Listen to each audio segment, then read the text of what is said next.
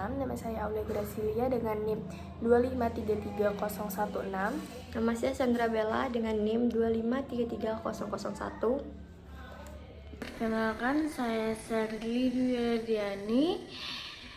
dari kelompok 6 dengan NIM 2533017. Puji syukur kehadiran Allah Subhanahu wa Ta'ala atas segala rahmat dan karunia sehingga penulis dapat menyelesaikan makalah ini dengan judul Perilaku Manusia dalam Menentukan Hukum Ihtijaj, Ittiba, Takyid, dan Talfiq. Makalah ini disusun guna memenuhi tugas mata kuliah Ushul Fiqh yang dibimbing oleh Bapak Ahmad Irfan SEMAG. Penulis menyadari bahwa makalah ini masih jauh dari sempurna, oleh karena itu saran dan kritik yang membangun sangat diharapkan untuk penyempurnaan makalah di masa mendatang. Semoga makalah ini dapat memberikan manfaat dan penambahan pengetahuan bagi pembaca. Islam memiliki sistem hukum yang menyeluruh dan bersumber dari Al-Quran dan hadis. Namun, tidak semua permasalahan umat manusia disebutkan secara eksplisit dalam kedua sumber tersebut. Karena itu, manusia perlu berusaha memahami dan menetapkan hukum terhadap persoalan baru melalui ijtihad, ittiba, tabligh, dan talqib. Apa pengertian ijtihad, ittiba, taklid, dan talqib? Bagaimana peran masing-masing dalam menentukan hukum Islam? Bagaimana perilaku yang ideal dalam menerapkan keempat hal tersebut? Menjelaskan pengertian ijtihad, ittiba, talqib, dan talfiq. Mengetahui perbedaan serta hubungan antara keempatnya. Memberikan pemahaman tentang perilaku yang tepat dalam penetapan hukum Islam.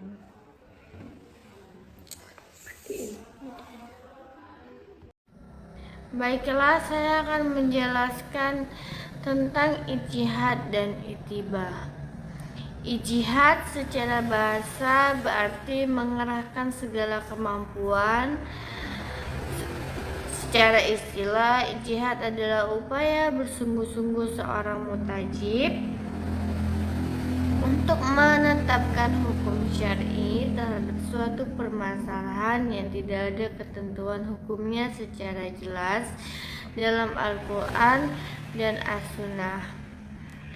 Kedudukan ijtihad dalam Islam memiliki kedudukan penting sebagai sumber hukum Islam ketiga setelah Al-Quran dan As-Sunnah, terutama dalam menghadapi perkembangan zaman dan munculnya permasalahan baru yang tidak diatur secara eksplisit dalam kedua sumber utama tersebut. Syarat-syarat untuk menjadi mujtahid: seseorang tidak bisa serta-merta melakukan ijtihad. Ada beberapa syarat yang harus dipenuhi. Yang pertama yaitu memahami Al-Quran dan As-Sunnah, memiliki pengetahuan mendalam tentang ayat-ayat hukum Al-Quran dan hadis-hadis Nabi yang berkaitan dengan hukum, termasuk ilmu tafsir dan ilmu hadis. 2. Menguasai ilmu Ushul Fiqh, memahami kaidah-kaidah Ushul Fiqh sebagai metodologi dalam menggali dan merumuskan hukum Islam. Yang ketiga, mengetahui bahasa Arab, menguasai bahasa Arab dengan baik, karena Al-Quran dan As-Sunnah berbahasa Arab. 4. Memahami ijma ulama, mengetahui pendapat-pendapat ulama terdahulu tentang suatu masalah agar tidak bertentangan dengan kesepakatan ulama atau ijma.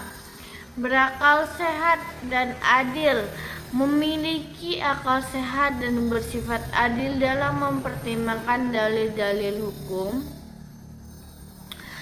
Adapun ruang lingkup ijtihad hanya dapat dilakukan pada permasalahan yang tidak ada kantoran hukumnya secara jelas dalam Al-Quran dan As-Sunnah. Jika suatu masalah sudah diatur secara eksplisit, maka tidak ada ruang untuk ijtihad. Berkaitan dengan hukum syar'i amaliyah atau perbuatan seperti ibadah, muamalah, dan lain-lain.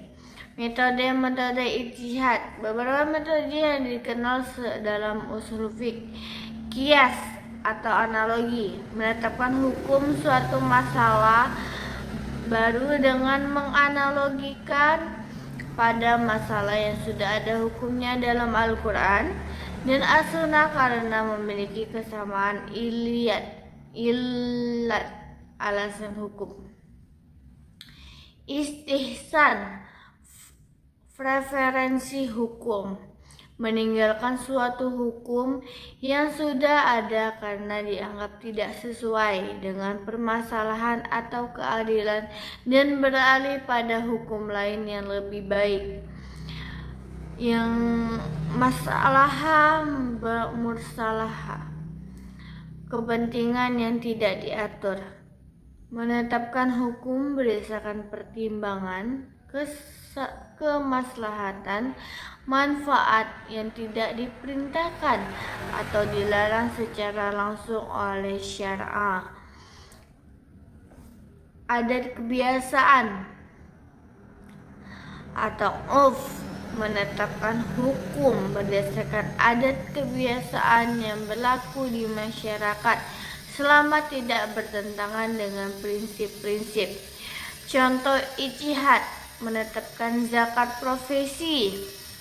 Dalam Al-Quran dan As-Sunnah tidak disebutkan secara eksplisit tentang zakat profesi. Ulama kontemporer berijtihad dengan menganalogikan berprofesi dengan hasil pertanian atau perniagaan sehingga hasil profesi yang mencapai nisab atau batas minimum wajib dizakati.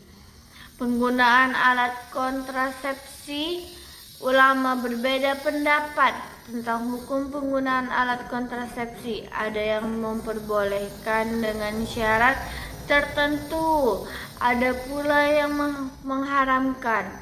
Perbedaan ini muncul karena perbedaan dalam memahami dalil-dalil dan mempertimbangkan maslahat mudaharat.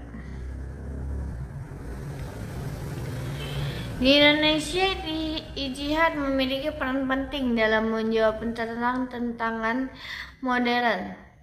Contohnya, Majelis Ulama Islam (MUI) seringkali mengeluarkan fatwa sebagai ijtihad kolektif atau ijtihad jama'i untuk menjawab permasalahan-permasalahan kontemporer seperti masalah perbankan syariah, teknologi informasi, dan lain-lain.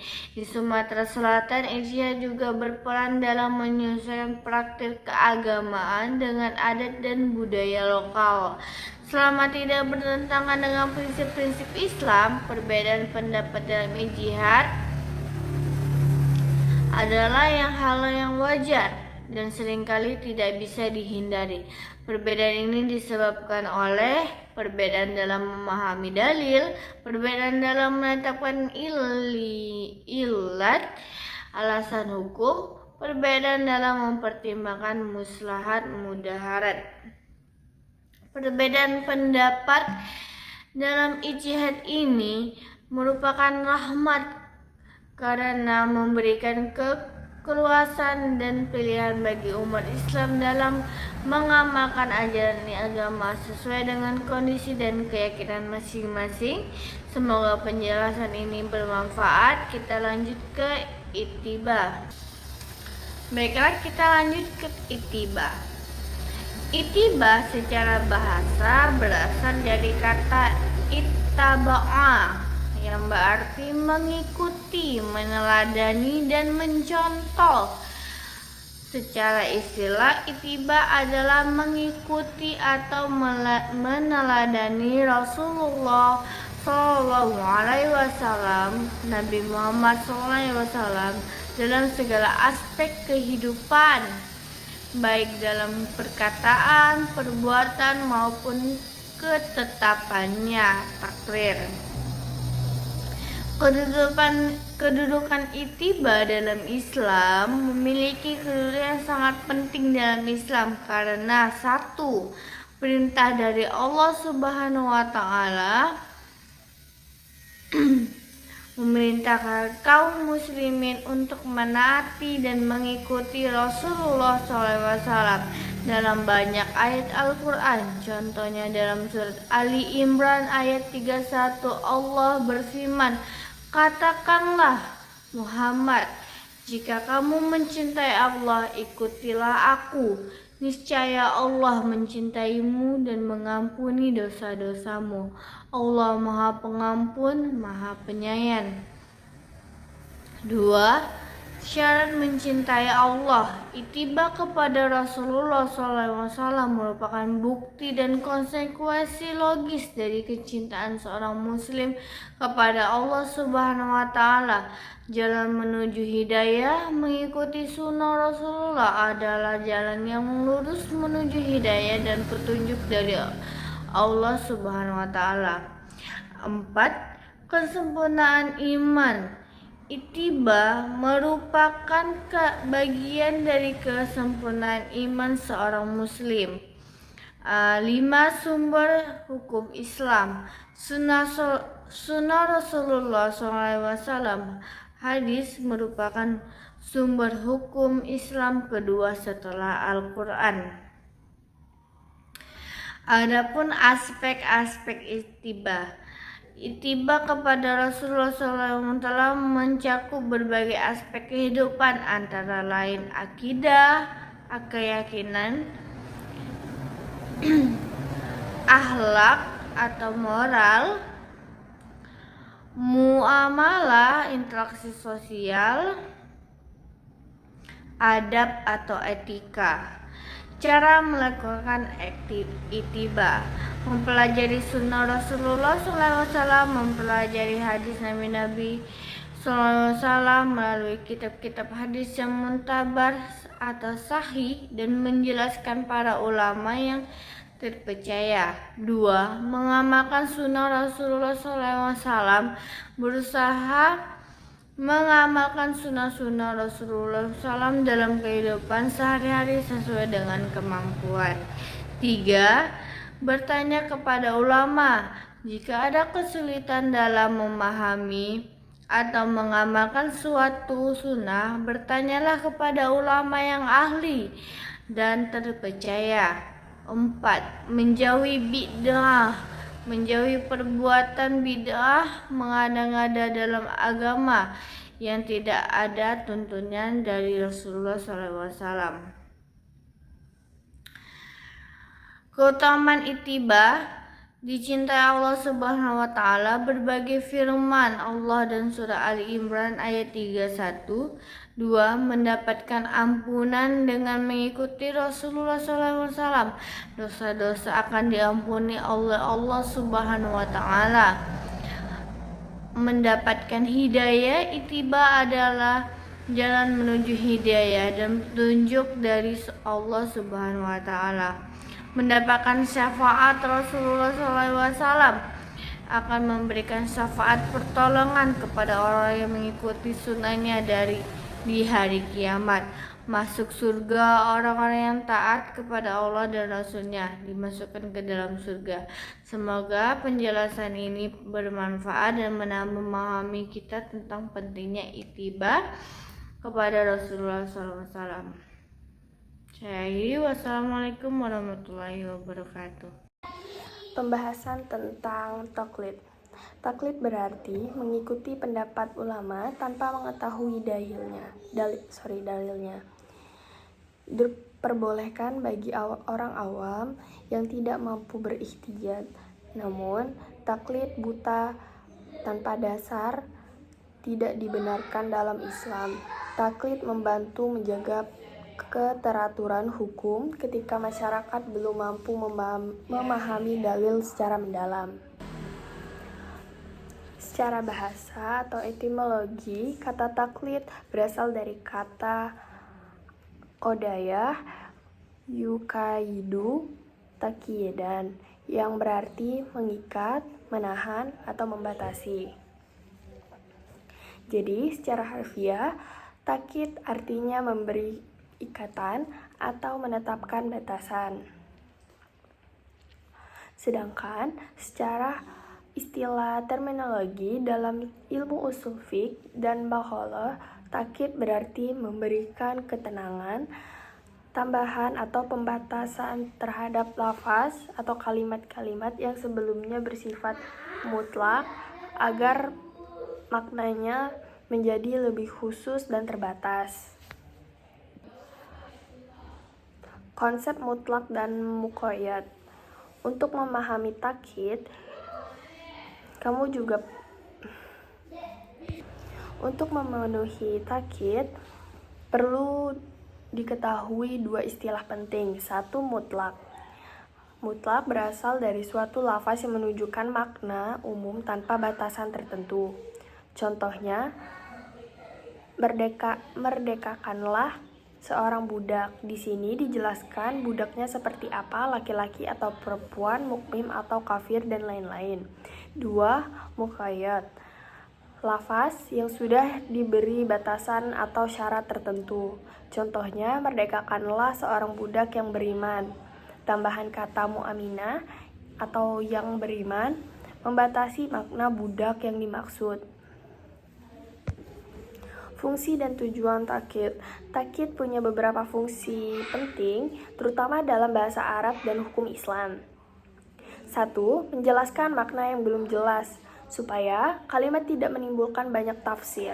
Contohnya, minumlah air dingin. Kata dingin memperjelas maksudnya.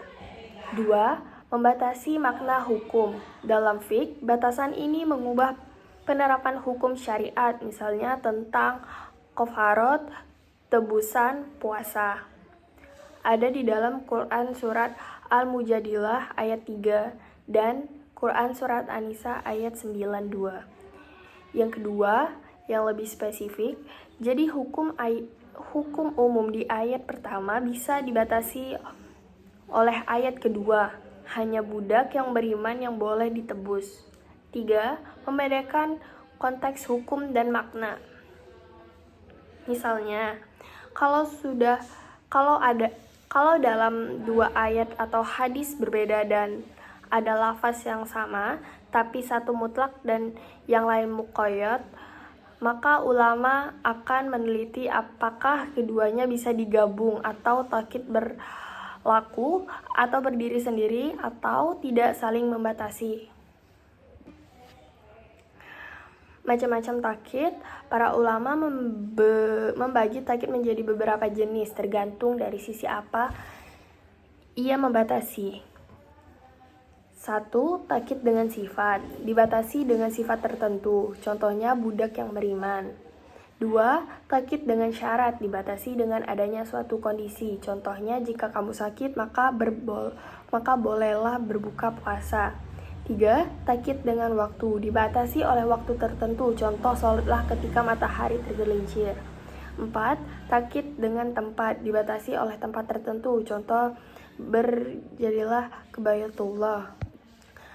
Contoh lengkap dalam Al-Quran ayat lafaz mutlak. Quran surat Al-Mujadilah ayat 3, Quran surat An-Nisa ayat 92, dan Quran surat Al-Baqarah ayat 184. Pengertian taufik. Secara bahasa atau etimologi, kata taufik berasal dari bahasa Arab yang artinya menyatukan dua hal, menempelkan sesuatu atau menggabungkan bagian yang berbeda. Jadi secara harfiah, taufik berarti menyatukan atau menggabung sesuatu yang tidak sejenis menjadi satu kesatuan. Kalau secara istilah, terminologi fikih, dalam ilmu fikih, taufik berarti menggabungkan dua atau lebih pendapat dari mazhab-mazhab fikih yang berbeda dalam suatu masalah atau amal yang sama, sehingga menghasilkan bentuk ibadah atau hukum yang tidak diakui secara utuh oleh suatu mazhab pun. Penjelasan sederhananya, jadi bayangin kamu mengambil bagian aturan dari mazhab Syafi'i, sebagian lagi dari mazhab Hanafi, lalu kamu gabungkan dalam suatu praktik ibadah atau hukum. Nah, itu namanya taufik. Tapi, masalahnya, kadang gabungan itu bisa bertentangan secara prinsip dan disitulah muncul perbedaan pendapat ulama tentang boleh atau enggaknya taklid dilakukan. Contoh nyata taufik. Contoh 1. Wudu campur mazhab. Dalam mazhab Syafi'i, menyentuh lawan jenis bukan mahram membatalkan wudu. Dalam mazhab Hanafi, tidak membatalkan kecuali disertai syahwat. Contohnya seseorang berwudu mengikuti mazhab Hanafi, tidak batal menyentuh lawan jenis tanpa syahwat, tapi dalam sholat ia mengikuti mazhab Syafi'i yang mengharuskan wudu batal karena bersentuhan. Maka sholatnya jadi tidak sah menurut dua-duanya, karena wudunya tidak sah menurut Syafi'i dan sholatnya tidak sah secara Hanafi. Inilah contoh taklid yang dilarang, karena menciptakan amal yang tidak diakui sah oleh siapapun antara mazhab yang digabung. Contoh kedua, taklid yang mungkin dibenarkan. Misalnya, seseorang mengikuti mazhab Syafi'i secara wudu, tapi mengikuti mazhab Hanafi dalam secara zakat pertanian. Dan itu tidak masalah, karena di dalam hukum itu berbeda cabang, bukan satu amal yang sama. Taufik seperti disebut taufik yang dalam masalah berbeda, dan mayoritas ulama membolehkannya. Pandangan-pandangan ulama tentang taufik. 1. Ulama yang melarang taufik. Sebagian ulama menolak praktik taufik karena dianggap menimbulkan kekacauan hukum dan menghilangkan disiplin mazhab. Dan kedua, bisa menjadikan seseorang lebih memilih pendapat paling ringan dari setiap mazhab, sehingga ibadahnya tidak konsisten. Contoh ulama yang melarang, sebagian ulama dari mazhab Syafi'i dan Maliki klasik. Dan yang kedua, ulama yang membolehkan taufik. Ulama kontemporer atau modern yang biasa membolehkan taufik dengan syarat-syarat tertentu seperti 1. Tidak menyalahi kaidah syar'i. 2. Menjadikan amal yang batal menurut semua mazhab. 3. Tidak dilakukan untuk mencari kemudahan semata. Pendapat ini dipegang oleh ulama seperti Imam Asy-Syaribi, Ibnu Abidin atau Hanafi. Dan yang ketiga, ulama majamah. Macam-macam taufik. Menurut para ahli, taufik dibagi menjadi dua bentuk utama, yaitu 1. Taufik dalam bentuk masalah, yaitu menggabungkan dua pendapat mazhab dalam suatu ibadah atau hukum yang sama. Contohnya, wudu separuh mengikuti syar'i, separuh mengikuti Hanafi. Umumnya tidak sah kalau hasilnya tidak diakui oleh salah satu mazhab secara utuh. Kedua, taklid taufik dalam masalah berbeda, yaitu seseorang mengikuti mazhab berbeda dalam masalah yang tidak berkaitan langsung. Contohnya, zakat ikut Hanafi, nikah ikut Syafi'i. Ini boleh karena tidak ada pertentangan antar amal. Syarat-syarat taufik yang diperbolehkan. Ulama yang memperbolehkan taufik memberikan beberapa syarat agar tidak menimbulkan kekacauan hukum. 1. Amal hasil taufik tidak batal menurut semua mazhab. minimal masih sah menurut salah satu mazhab. 2. Talfik tidak dilakukan untuk mencari yang paling mudah saja, karena bisa menjadikan syariat dianggap mainan. Ketiga, talfik dilakukan atas dasar kebutuhan nyata, hajah atau maslahat. 4.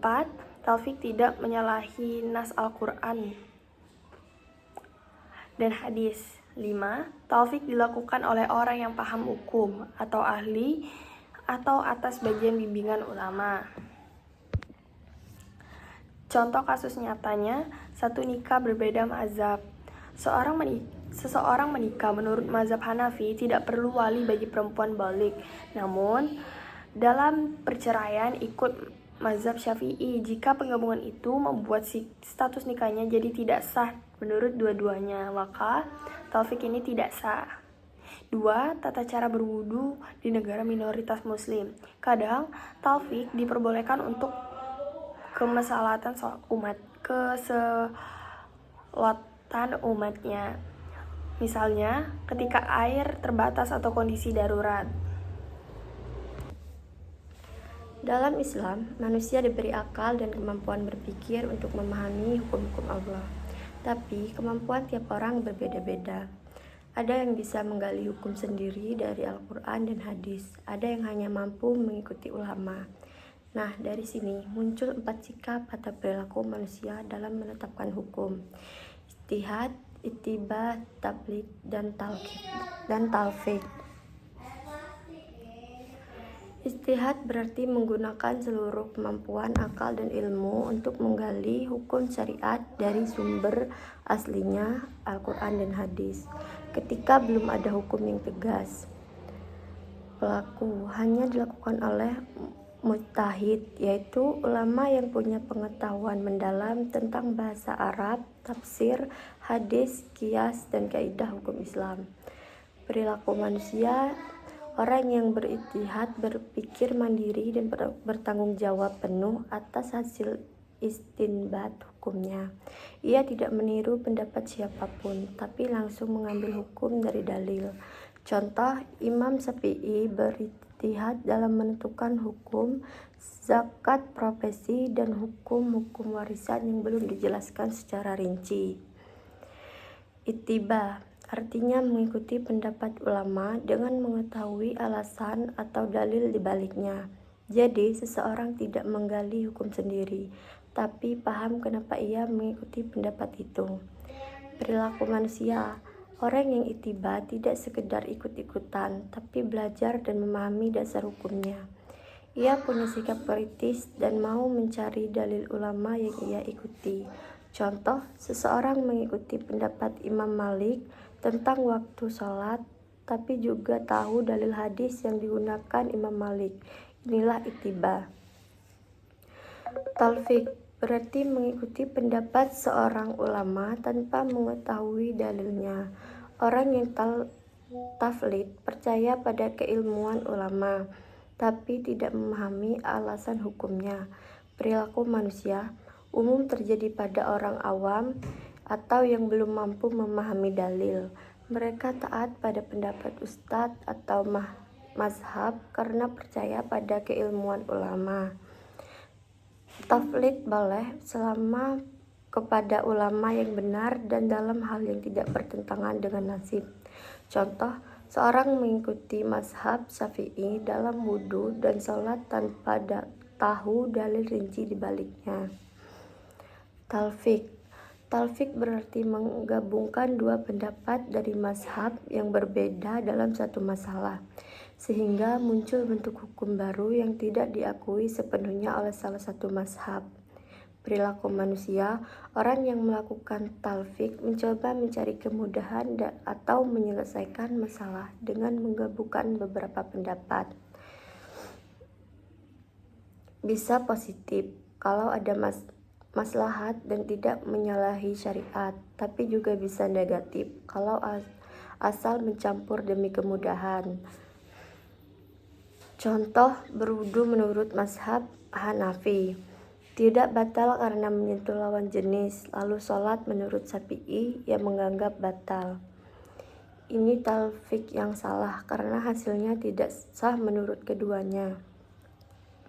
Aspek ijtihad, ittiba, taklid, talfik artinya menggali hukum langsung dari dalil, mengikuti ulama dengan paham dalil, mengikuti ulama tanpa tahu dalil, menggabungkan pendapat dari berbagai mazhab, pelaku mujtahid atau ulama besar, penuntut ilmu, orang berilmu menengah, orang awam, umumnya orang awam atau peneliti hukum.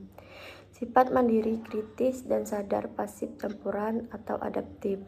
Tujuan menemukan hukum baru, memahami alasan hukum, mengamalkan hukum yang diyakini benar, menyesuaikan dengan kondisi dan kemudahan.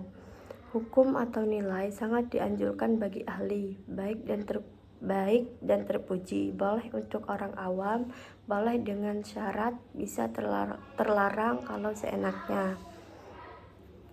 Manusia berbeda tingkat kemampuannya dalam memahami hukum syariat.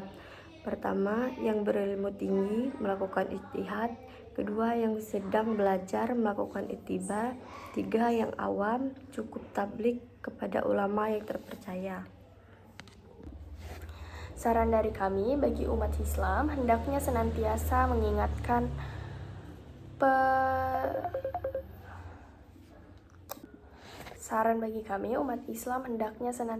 mengingatkan pemahaman agama agar mampu bersikap bijak dalam menetapkan hukum. Para ulama juga diharapkan terus mengembangkan ihtijat agar hukum Islam tetap relevan di setiap zaman. Baik, sekian presentasi dari kami kelompok 6. Mohon maaf apabila ada kesalahan berkata atau perilaku, mohon dimaafkan. Kepada Allah mohon ampunan. Wassalamualaikum warahmatullahi wabarakatuh. Sudah.